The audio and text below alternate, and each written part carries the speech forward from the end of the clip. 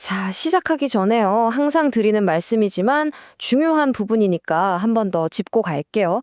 오늘 제가 드리는 이야기는 여러분의 투자 판단에 참고가 될 정보일 뿐 절대로 특정 종목을 사라거나 팔려는 추천이 아닙니다. 아시죠? 모든 투자의 최종 책임은 투자자, 바로 여러분 자신에게 있다는 점 꼭 기억해 주시길 바랍니다. 네, 반갑습니다. 주식으로 세상을 이해하는 시간입니다. 자, 오늘은요, 돈을 버는 기술, 물론 중요하죠. 근데 그보다 훨씬 더 어려운 게임이 뭔지 아세요? 바로 그 돈을 지키는 기술입니다. 오늘은 바로 이 지키는 기술을 한번 제대로 마스터해 보려고 합니다. 그 유명한 모건하우절의 최신작에서 뽑아낸 아주 깊이 있는 통찰에다가 이 시장에서 20년 동안 구르고 구르며 살아남은 저의 실전 비결까지 싹 다 녹여서 아낌없이 풀어드릴게요. 여러분 한번 생각해 보세요. 왜 부자가 되는 것보다 부를 유지하는 게 훨씬 더 어려울까요? 진짜 이상하지 않아요? 수백억씩 연봉을 받던 그 잘 나가던 스포츠 스타들은 왜 하루아침에 파산하고 한때 세상을 쥐락펴락하던 명문가들은 왜 역사 속으로 사라졌을까요? 오늘 바로 그 해답을 찾아볼 건데요. 정답은 의외로 가까운 곳에 있습니다. 바로 우리의 마음, 즉 심리에 있다는 거죠. 자, 진짜 게임은 지금부터 시작입니다. 자, 그럼 오늘 우리가 어떤 길을 걸어갈지 지도를 한번 쓱 훑어볼까요? 먼저 돈의 심리학, 그 두 번째 이야기부터 시작해서요. 부의 마스터 방정식을 알아볼 거고요. 그리고 우리 안에 숨어있는 가장 큰 적, 바로 편향이라는 녀석을 파헤쳐 볼 겁니다. 그 다음엔 진짜 부자로 사는 법, 그리고 은퇴 후에도 이기는 공식까지 살펴본 다음에 마지막으로 제 20년 경험을 압축한 최종 투자 전략으로 딱 마무리할게요. 오늘 이 시간 여러분의 투자 철학을 한 단계 업그레이드 해드릴 겁니다. 좋습니다. 그럼 첫 번째 장부터 바로 시작하죠. 돈의 심리학, 그 다음 이야기입니다. 아, 이 책이죠. 전 세계적으로 정말 난리가 났던 모건하우절의 돈의 심리학. 그 완벽한 후속작, 돈의 방정식이 드디어 나왔습니다. 이 책이 정말 대단한 게 뭐냐면요. 어떻게 하면 부자가 될까? 여기서 멈추지 않는다는 거예요. 한 발 더 나아가서 그럼 그 돈을 어떻게 현명하게 벌고 쓰고 또 다룰 것인가? 훨씬 더 본질적인 질문을 던지고 있거든요. 자, 이제 두 번째 파트입니다. 부를 만드는 마스터 방정식. 과연 무엇을 가지고 무엇을 원하는가에 대한 이야기입니다. 자, 화면에 보이는 이 공식 정말 간단하죠? 그런데 이게 바로 부의 핵심입니다. 부는 내가 가진 것에서 내가 원하는 것을 뺀 값이라는 거예요. 이게 무슨 말이냐면 진짜 부자는 통장에 찍힌 숫자로 결정되는 게 아니라는 겁니다. 그보다는 내 안에서 들끓는 욕망을 얼마나 잘 컨트롤하느냐? 바로 그 능력에 달려있다는 거죠. 결국 핵심 변수는 내 자산이 아니라 내 욕망을 다스리는 힘, 바로 그거예요. 모건하우절은 이렇게 말합니다. 독립 없는 부는 그저 또 다른 형태의 가난일 뿐이다. 와, 정말 뼈를 때리는 말 아닌가요? 결국 돈이 우리에게 주는 최고의 선물은 명품백이나 슈퍼카가 아니라 내 시간을 내 마음대로 쓸 수 있는 자유라는 거죠. 제 20년 투자 인생을 돌이켜봐도요. 가장 큰 수익을 줬던 건 어떤 대박 종목이 아니었어요. 바로 2008년 금융위기 때 정말 피가 마르는 심정으로 하루라도 빨리 만회해야 하는데 하는 그 불타는 욕망을 꾹 누르고 묵묵히 기다렸던 바로 그 결정이었습니다. 욕망을 이기는 것, 그게 최고의 투자였던 거죠. 세 번째 이야기로 넘어가 보죠. 거울 속에 비친 적.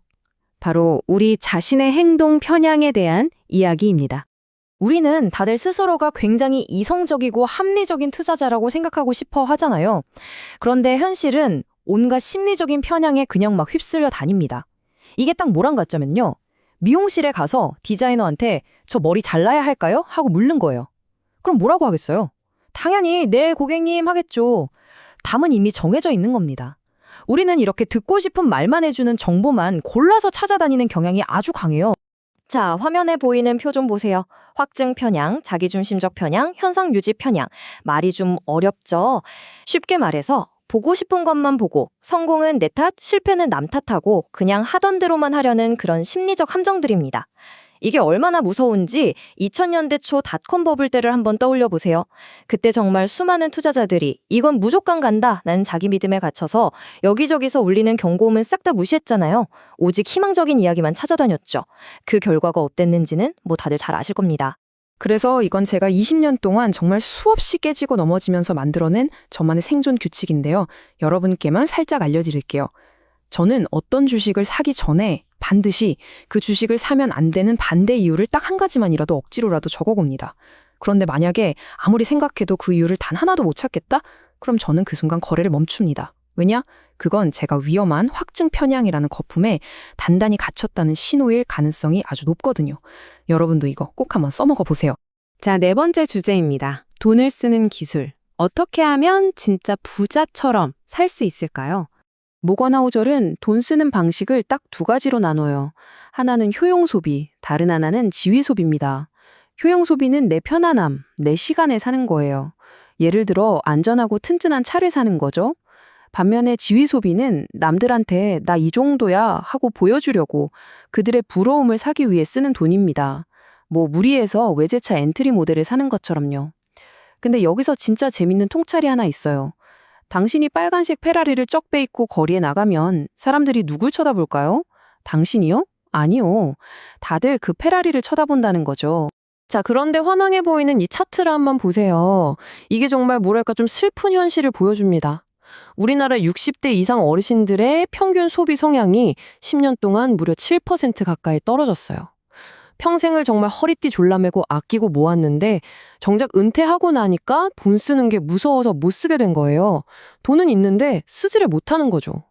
저는 이걸 가리켜서 누가 가둔 것도 아닌데 스스로 걸어 들어간 금융 감옥이라고 부릅니다. 정말 안타까운 일이죠. 다섯 번째 정말 중요하죠. 은퇴 후에도 이기는 공식, 4% 룰을 새롭게 해석해 보겠습니다. 그 감옥에서 탈출할 열쇠가 바로 이겁니다. 바로 1994년에 윌리엄 벤젠이라는 사람이 만들어낸 이제는 거의 전설이 된 4% 룰이죠.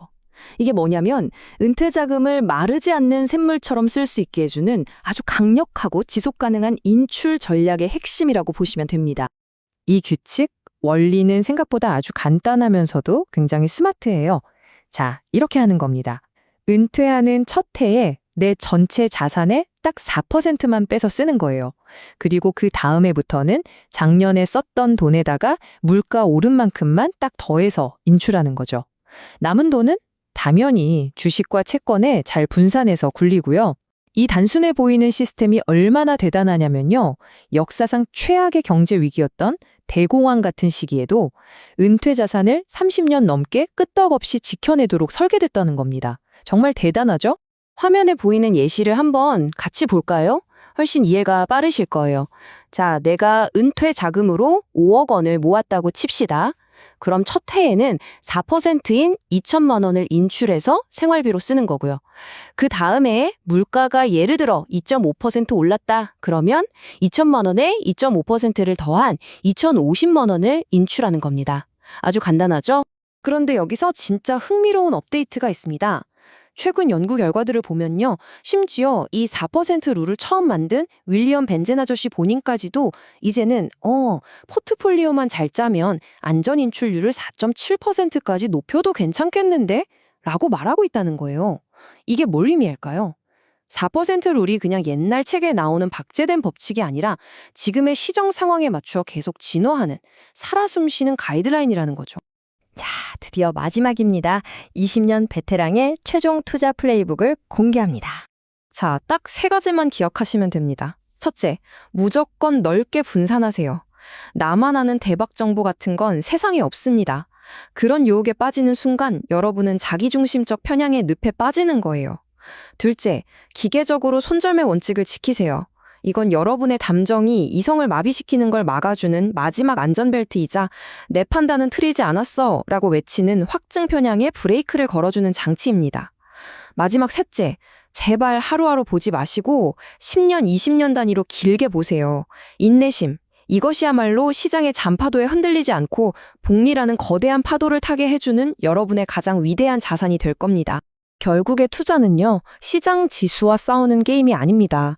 매일매일 거울 속에 비친 나 자신과 벌이는 치열한 심리전이죠. 여러분의 최종적인 투자 성공은요, 얼마나 똑똑한가, IQ가 얼마냐로 결정되지 않을 겁니다. 대신 자신의 감정과 온갖 편향들을 얼마나 잘 다스리는가, 바로 그 기질에 의해 모든 것이 결정될 거라는 사실, 이것 하나만은 꼭 가슴에 새기고 돌아가셨으면 좋겠습니다. 자, 오늘 제가 준비한 이야기는 여기까지입니다. 여러분의 투자 길 위에서 가장 믿음직한 동료도, 그리고 가장 무서운 적도 결국은 나 자신이라는 점 오늘 꼭 기억해 주세요. 저희 채널이 그 싸움에서 여러분 곁을 지키는 든든한 코치가 되어드리겠습니다. 오늘 내용이 도움이 되셨다면 구독과 좋아요, 그리고 알림 설정까지 꼭 부탁드릴게요. 그럼 다음 시간에 더 깊이 있는 분석으로 찾아뵙겠습니다.